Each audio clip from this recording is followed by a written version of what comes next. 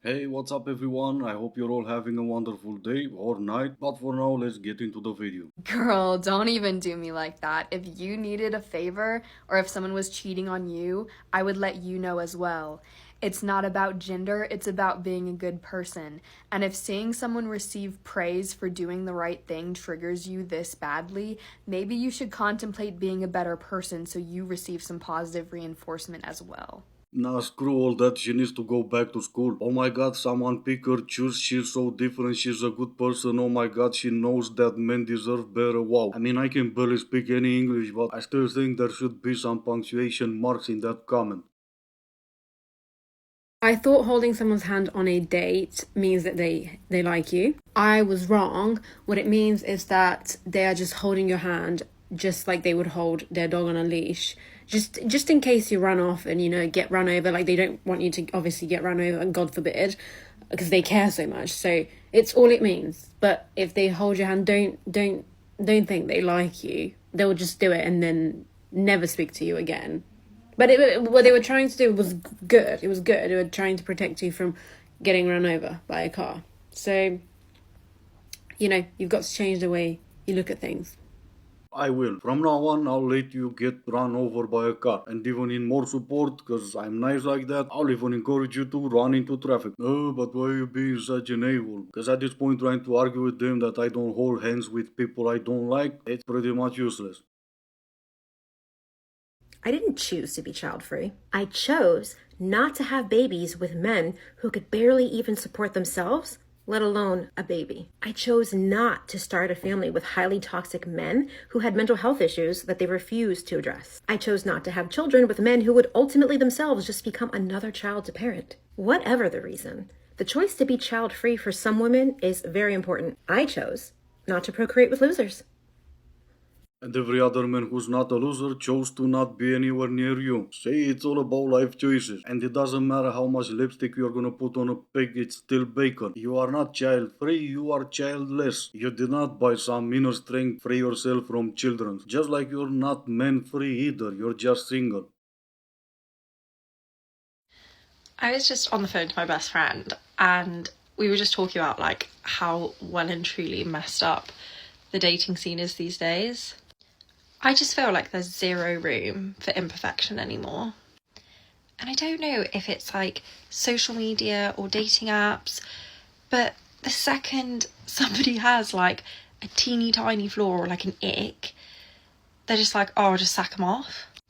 The amount of people that have lists as long as their arm saying like, my next partner needs to be this, this, this, this, and this, and this. Otherwise, I'm not getting into a relationship with them. And I'm not saying don't have standards, and I'm not saying like settle for something that doesn't make you happy. But I think people are just being so unrealistic and they're going to be forever single because nobody's perfect. Now this is where you're wrong. I am. Okay, fine, I'm not, but at least I don't have a list as long as my arm. And yes, we can all blame social media for ruining relationships, but in the end, it's not social media, it's just you and me. If we go out on a date and we both like each other and there's something there, but as soon as we go home, one of us is back on a dating app, that dating app is not really to blame. I want every woman to know this because it's something I didn't know, and I'm going to be teaching my daughters this as well. If you get into a relationship with a guy and it doesn't feel right and you don't feel happy and you suddenly feel like this isn't for me, you are allowed to leave. I used to feel like once I got into a relationship with someone, even if it felt wrong and my gut was screaming at me, I couldn't leave. You can leave at any point. And this is so important. If you realize this in the beginning and you leave, you will save yourself from so much stress and so much hassle. The longer you stay, the harder it is to leave. So if you get into a relationship and you change your mind and it doesn't feel right, no matter what they say, you are allowed to leave.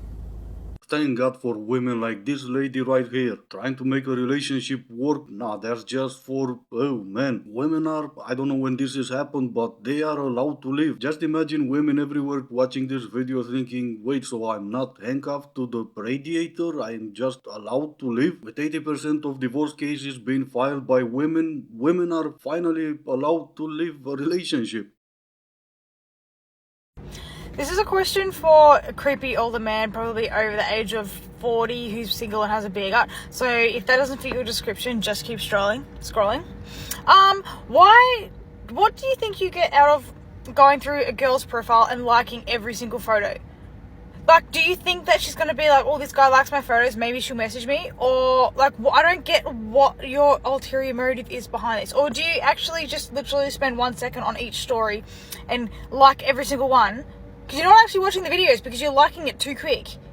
And you're filling my phone, like, why? I just want to know why. Do you think that we're going to be... I don't get it. Anyway, any answers would be appreciated. Well, since you decided to talk to me, creepy older men, sure, I'll answer that for you. I have no idea because I'm not doing that, but I don't think they care too much, or at all, if I'm being honest. Question is, why do you care? Without those likes, you'll be irrelevant. And how much free time you have on your hands that you check who's liking your pictures all the time, what gender they are, how old they are, and if they spend enough time to be watching your videos? Screw work, no one wants to do that anymore, but at least get a hobby. You think most women are feeling a generational trauma. Are you saying that majority of women, because they were so dependent on men, this was actually a traumatizing experience? I think it would only be labeled as a traumatizing experience if that woman didn't want it. When we think then, a lot of women just adapted. We're very adaptable beings, women, and we adapted to what society expected of us, and it was just what is. It was what was, and we just carried our lives in the way that we were told that's what we are for back then. We see these accounts in history of women who rebelled and went against society and even got killed for it. And I think that's what we're carrying. I don't know as a human race how we have gotten to this point if there was a lot of trauma. I agree with you that women had so much less freedom, and I'm definitely not against that. But at the same time, to say that all were a lot of trauma from that, I personally can't see it. There would have been the few, I think, in bad situations. I don't disagree with that. But, by the same token, we're living in the most civilized point in history. Women probably have the most freedom that they've ever had. Exactly, and what they're doing is looking for poor excuses for their shortcomings. Because it's always easier to blame everyone else and not you. And I know throughout our entire history, women had it bad, but so did men. That's something you're never gonna hear from any of the men-hatinists out there. Yes, I did steal that from one of you wonderful people in the comments, but you never hear that because it doesn't fit their narrative. Throughout our history, everyone had it bad. And another thing they're not gonna tell you is it was never men against women. It was men and women against everything else. And I'm not trying to turn this into a competition who had it worse. Everyone did. But in some cases, 18-year-old boys or even younger were dragged by force from their homes and sent into wars. I think my point is, because I made this way too long, why is it that only women carry generational trauma? Can someone explain that to me? Right, so let's talk about the most underrated green flag in men. When they're a little bit afraid to talk to girls. You know, the kind of guy that's trying to talk to you, but he doesn't really know what to say, very nervous energy, yeah, that kind of guy. That's a keeper. You start dating a guy like that, you think he's talking to any other girls? No, that's a loyal man. Well, he talked to you, didn't he? No, but seriously, what's an OF girl like you doing looking for shy men? Getting tired by all the F-boys you've been dealing with? I hope you know it's not really gonna work out though, cause shy men won't be doing it in front of a camera. Someone in my comment section recently said this, and I'm all about it. You cannot control a man, so you better be in love with the way that he controls himself. Oh wow, that's TikTok wisdom right there. Here's even more wisdom coming from TikTok. Does anyone else think it's absolutely mad how usually every month has 4 weeks, but we're literally in week 75 of January? Like, it actually blows my mind. How does that even work?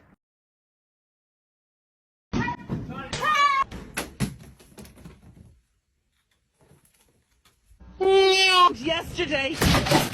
Alright, this is gonna be it for today. As always, I do hope you enjoyed it. If you didn't, I still appreciate you for making it this far. Thank you all so much for watching. Stay safe, and I will see you in the next one.